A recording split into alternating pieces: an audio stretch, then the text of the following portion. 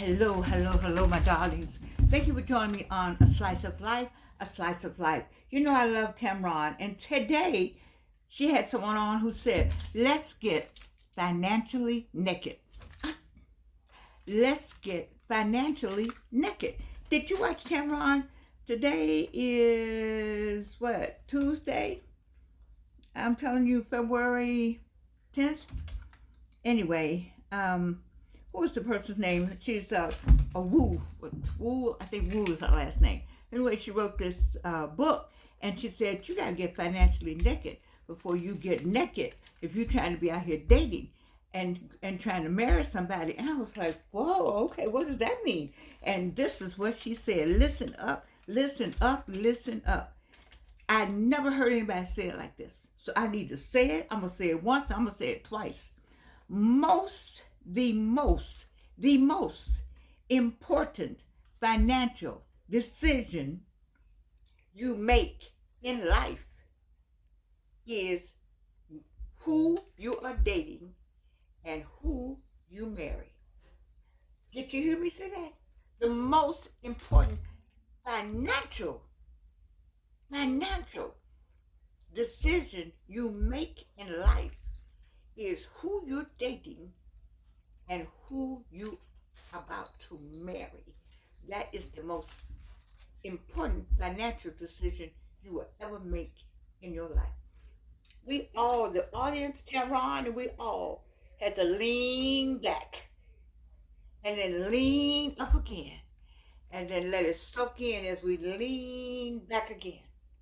Because all of us could think of some financial problems, issues, or concerns that we have had somewhere in the dating and marriage game.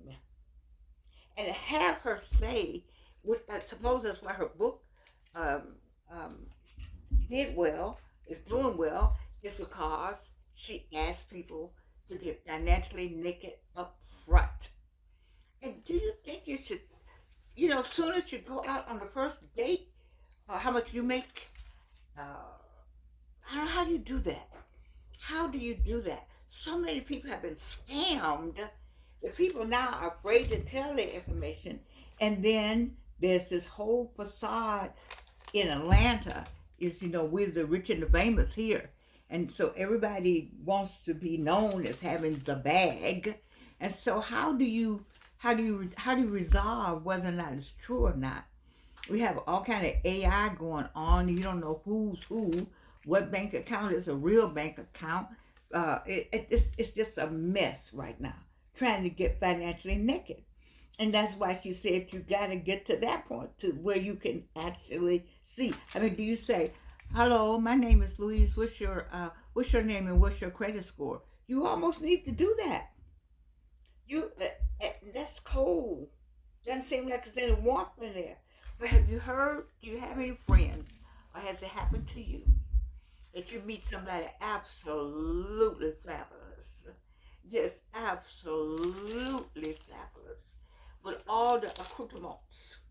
Everything is just and you go to the apartment or the house, and it's all everything, and you find out what later that his mother's out of town, or that's his mother's house he's keeping, or it's not really her house, she's babysitting the house, all kind of things you find out later. And so the terminology may not have been the best, but I like what she said, because if you don't become financially naked, then that is the decision. Your finances are all tied up in that person you're dating or that person you're marrying. And so I thought I would just go ask my friend, you know, do you discuss early in life, in the dating game? I'm sorry. I mean, what's the point of discussing early the whole finances? And my friend said transparency and trust. You got to know right up front. I mean, so they got a good job. They got a good job. You know they go to that job. Maybe you are men on the job. You know how much he or she, how much everybody's making, so that's a known fact. But do you know where all that money is going and who's getting in. Then you find out it's a baby mama over here and something over there and something over here and something over there, and they barely scraping the bottom. I mean, how do you get to that? I can see why the young lady said in the discussion today was on whether or not that was the most that was the, your most important financial decision is tied up in your relationship. Because if I told you the other day, I didn't know I ever needed money because I was always with somebody that had it. And but here's one of the things she said. Sometimes if a person passed away and you've been depending on that person, and then you don't know what's going on, you need to know what's going on in a marriage and a relationship. You just need to know yourself. So that's financially naked. Transparency and trust. Open conversations about finances foster trust. Knowing each other's financial situation can help build a solid foundation for the relationship. I've heard people come together and say, you know what, the child support or because men and women can have child support. The child support is going to be X, Y. I'm trying to start this business over here, and so I can take care of that, and we can have something too. And then you working on starting a business. Sometimes you come together to make the business better, so you can either get rid of that, or it's only to 18, or make sure it's not a problem. So you all can go on with your life. Now that's a way of looking at it. And then what about the compatibility? I mean, financial habits and values can significantly impact a relationship. On the show today, the woman said, if you had X number of dollars, what would you do on your vacation? And that person said, I'm gonna go to the mountains. I'm gonna do da da da, which is a very costly thing. And she said, well, I'm gonna go to the beach and live in a 5-star, which is another different kind of costly thing. So they both had some kind of costly thing, but one was going to cost more than the other. And then you could ask that question: what would you do if you had X amount of money? You could, I'm gonna buy me a XYZ, and the savings word never comes out of their mouths. Then you're like, okay, that's good. I'm gonna ride in it, and you go bye bye.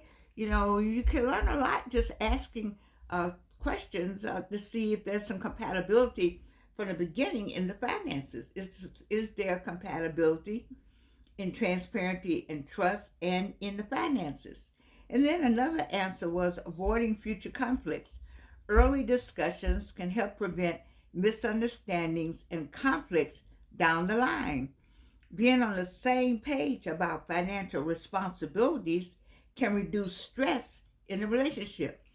Now, in my book, Guide to the Second Time Bride, I talk about you get married and you got it all worked out, and then but you don't say that you have enrolled in school and that it's coming up in September you won't be working anymore, and you pop that like in August for September, and and you all have been doing ABC, but then you're like, I'm going to school. So you don't want your partner is going to be, happy that you're going to school, but you don't want to pop that on them like that because maybe they were thinking like, well, I don't have to do this, but you always have that. You always have that. So you got to have those conversations. They got to be up front. You got to avoid future conflicts by saying, listen, I'm working right now, but I've already made plans not to be working in September because I'm going to law school. And then that person will be like, ooh, okay, well, that's going to be all on me. Well, my thing is provide and protect. Provide and protect. Protect and provide. Them two things come with the marriage vows. That's my understanding. But I'm old school. And then setting expectations. So you have to sit down and talk about this thing. That's where the financially naked part comes in. You have to sit down and say, this is what I got. I was talking to someone at one time, and my thing was, I wanted my credit score to be what it used to be. Um, and so that person knew I wanted that credit score to be what it used to be. And so from time to time, whatever I needed done to get the finances I need, they made sure I got it so I could work on that credit score. And I'm saying that to say that they didn't, I don't think they cared about it that much, but they knew I cared about it. They knew how much I cared about it. And so I'm saying all that to say that, you know, you you don't want to go and get ready to get a house, and then your stuff come up, and then it's surprise.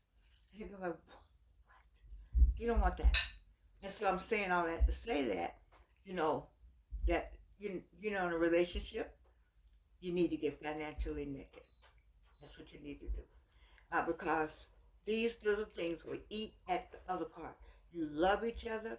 You like to be in each other's company. But once again, I told you, I love um, um, um, the HGTV show. You know, I love to watch the show. I love to watch the couples go out, and one has one amount of money for the house hunters. The other one got another amount of money for the house. And one says, I'm not going over this amount. And the other one said, well, I don't want it unless this amount. You see, all that goes on. All that goes on. You don't want all that. But you can't love, you're going to have some issues. Because roommates, you roommates. You know, it's your roommate. That's your spouse. That's your husband. That's your wife. But you're also roommates. You know what happened in college with roommates. You know what happens with roommates. It's going to be some difficult times. And life is going to offer you some difficult time. Just life itself. But I appreciated her saying that today because I had never heard it said like that. And I wrote it down on my little piece of paper because I wanted to share that with you all that's out here because Valentine's Day is coming. And I know I'm giving you, every day I'm trying to give you something up to Valentine's Day. And today I want to talk that because that's what Tamron is doing. And we want to talk about, this whole financial thing. The decision you make when you choose that person, you also choose the finances. You also choose the financial good and the financial bad. Whatever the finances come in that, it's going to be in there somewhere. Light, gas, water, phone, children, baby's mama, all of that is on the list. Food, you want, okay? All this, eyelashes, nails, fun, and cleaners. The cleaners bill can be a headache. All of that comes into the relationship. Have you ever said, baby, go get my clothes out the cleaners? I never sent anybody to get anything of mine out the cleaners unless I had already paid for it up front. Because that would be a discussion. That would be an argument. That would be something that I get my clothes out of cleaners. It's the same way if we don't know how much their haircut, they don't know how much goes on with all of this. They just know something goes on. It is something. I love life. I love life, and I love all this that I talk about with you all because I look back on being married and not married, married and not married, and how all these things come about. But what really happens is when you tell it up front, say, look, this is what's going on with me, and you make a decision. Say, we are going to do this, and this is how we're going to do it. You get that paper and that pencil, and you sit down and say, this is what we're going to do, and you do that, and that way, you got the finances together. You're financially naked. And so once you get naked financially, the rest of the nakedness is easy because the rest of it is easy. Life goes on. The journey goes on. Shopping goes on. School goes on. Taxes goes on. Living goes on. But when those finances get in the way, it's a serious problem. And so when you meet this person this weekend, I know you're trying to get to I got some calls on my phone today. I didn't call anybody back. I love y'all.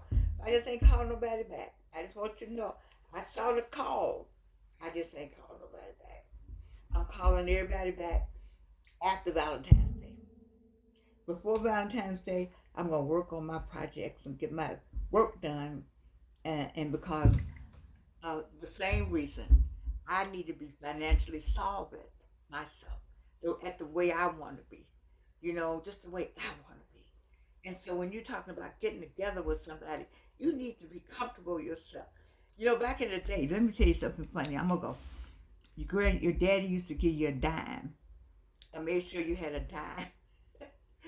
And why you needed that dime, you had to make sure you had a dime. Every woman made sure she had a dime because that's what the phone booth, you could put a dime in, and so you always had to make sure you had some kind of money. But one of them was a dime. And that's some 25 cents was a lot of money. So and a dollar was, oh, you really had some money back when I was a kid, a young person going out. And so I said all that to say, ladies and gentlemen, them, they, their, however you identify yourself, make sure you got your money right, and everything else, piece of cake. Financially naked. Get that right first. The rest will come easy. I love you. I do. Would you like all this? I do. I got this at a thrift store. Mm-hmm. And you can't do anything about it.